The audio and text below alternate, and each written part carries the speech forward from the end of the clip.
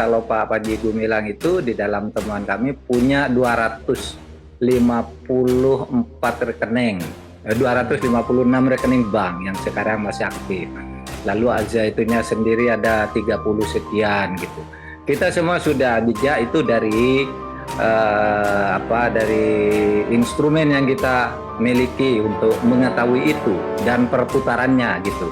Berarti ini dugaan mencurigakan ada ya di 256 rekening kemungkinan. Karena ada laporan-laporan yang misalnya ya masalah dana, masalah pencaplokan lahan dan sebagainya itu semua kita olah, kita kaitkan dengan itu. Baik. Ada bantuan dari pemerintah, ada masukan dari macam-macam lah. Nanti biar pengadilan. Baik. Kalau itu pidananya pasti tidak bisa kita halangi, harus kita buka. Supaya dugaan-dugaan yang selama ini yang mengatakan bahwa ini terkait dengan NII Al-Zaitun ini, bahwa Panji Gumilang dituduh mengadakan penistaan agama, bahwa ada dituduh juga sebagai masalah perbuatan seks gitu. Dan lain-lain itu informasi-informasi dan juga laporan mengarah kepada hal itu, termasuk juga penerimaan dana dan tidak wajar dan sebagainya, itu harus dibuat terang melalui penyidikan dengan pembuktian yang sesuai dengan ketentuan hukum acara kita, supaya tidak hiruk pikuk menambah keramaian apalagi di tahun politik ini.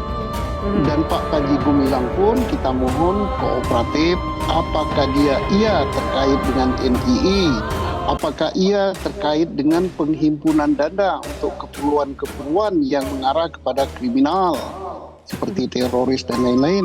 Apakah benar di pesantren Al-Zaitun atau person Pak Panji Gumilang dan para pemimpinnya melakukan hal-hal yang melanggar norma susila.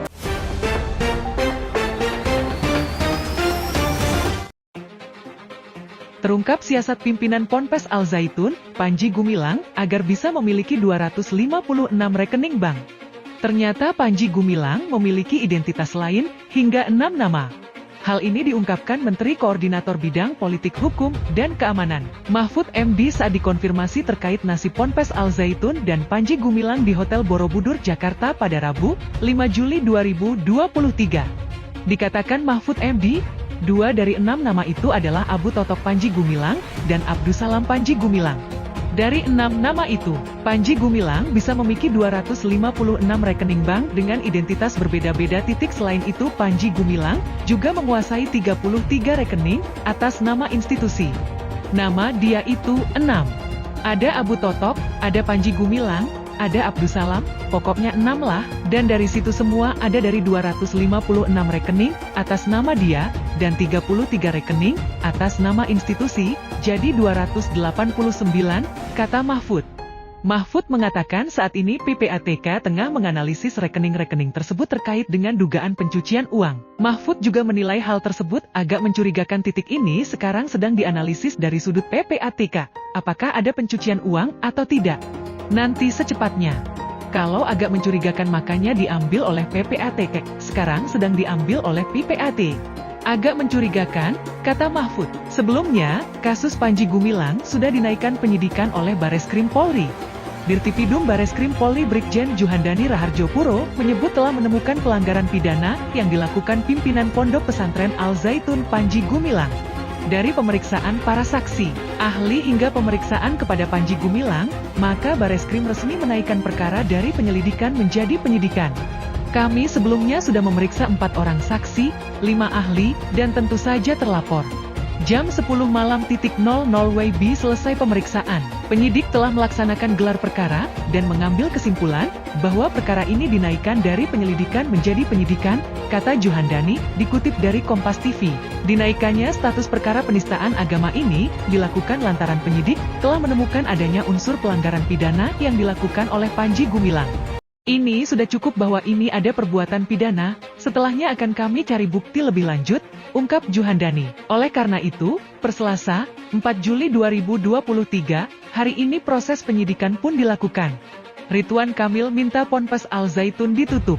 Gubernur Jawa Barat, Ridwan Kamil, baru-baru ini mengusulkan penutupan pondok pesantren Al Zaitun. Usulan tersebut dipertimbangkan karena Al Zaitun terindikasi berafiliasi ke organisasi terlarang, Negara Islam Indonesia, NII. Ridwan Kamil bahkan merekomendasikan Ponpes Al Zaitun pimpinan Panji Gumilang ini dibubarkan. Namun, kata Ridwan Kamil, pemerintah perlu memikirkan solusi bagi ribuan santri Al Zaitun yang sudah telanjur sekolah di pondok pesantren itu. Jika memang Ponpes harus ditutup, kata Ridwan Kamil, pemerintah tidak boleh mengorbankan hak pendidikan anak-anak yang telanjur belajar di Al Zaitun. Pesantrennya direkomendasi memang untuk dibekukan atau dibubarkan, tapi harus secara bijak dan memberi solusi, agar ribuan santri di sana bisa diberikan solusi pendidikan seadil-adilnya. Jadi penyelesaian Al Zaitun tidak boleh mengorbankan hak pendidikan dari anak-anak Jawa Barat yang memang sudah terlanjur bersekolah di Al Zaitun, kata Ridwan Kamil, Selasa, 4 Juli 2023, dikutip dari Kompas TV. Dukungan untuk membekukan izin pondok pesantren Al Zaitun ini dilakukan jika pondok pesantren tersebut terbukti ada pelanggaran hukum. Kalau diduga ada perputaran uang yang ilegal dari kegiatan yang melanggar hukum, itu juga untuk segera dibekukan, sehingga menghindari perputaran uang ilegal ini, mendanai hal-hal yang merongrong negara, ujar Ridwan Kamil di Gedung Sate, Kota Bandung, Senin, 3 Juli 2023. Termasuk jika ditemukan pelanggaran dengan menyebarkan ajaran sesat. Ridwan Kamil mengatakan, proses pembekuan hingga pembubaran ini dapat dilakukan jika sudah ada kajian. Sebab, kata dia, banyak pelajar di Al Zaitun yang harus dipikirkan masa depannya. Termasuk juga aset berupa lahan 1.200 hektare yang dimiliki Al Zaitun saat ini. Menanggapi usulan Ridwan Kamil, Mahfud MD mengaku akan mempertimbangkan. Mahfud MD menjelaskan, pemerintah Indonesia selama ini belum pernah menutup Ponpes. Pemerintah hanya menindak pelaku yang memang terbukti telah melakukan tindak pidana.